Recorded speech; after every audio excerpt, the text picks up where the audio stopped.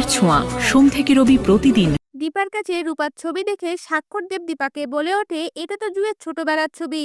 এমনটাই দেখতে চলেছেন অনুরাগের ছোঁয়া ধারাবাহিকে। দীপা স্বাক্ষরদেবের কাছে জানতে পারে জুই তার নিজের মেয়ে নয়, তাকে দুবাইয়ে পেয়েছিল। এই কথা শোনা মাত্রই দীপা বারবার জুয়ের ছোটবেলার বিবরণ জানতে চায় স্বাক্ষরের কাছে। জুই তখন সেখানে এসে মিশকার হাত থেকে দীপাকে বাঁচানোর জন্য ছোটবেলার বিষয়ে দীপাকে মিথ্যে বলে, কিন্তু দীপার বারবার মনে হতে লাগে জুই তার হারিয়ে যাওয়া মেয়ে রূপা। এরপর দীপা তার ঘরের মধ্যে রূপার ছবি হাতে নিয়ে অঝরে কান্না করতে থাকে। তখনই সেখানে স্বাক্ষরদেব চলে আসে আর দীপাকে কান্না করতে দেখে তাকে শান্ত করার চেষ্টা করে। সেই সময় স্বাক্ষরদেবের চোখ পড়ে দীপার হাতে থাকা রূপার ছবিটাতে। এরপর স্বাক্ষরদেব দীপাকে বলে ওঠে, আমি কি ছবিটা দেখতে পারি?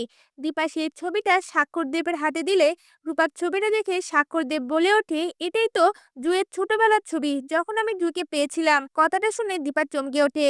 এরপর দেখা যায় স্বাক্ষরদেব তার সাথে রূপার তোলায় সেই ছোটবেলার ছবিগুলো দীপাকে দেখায়। আর দীপা বুঝতে পেরে যায় জুই তার হারিয়ে যাওয়া মেয়ে রূপা।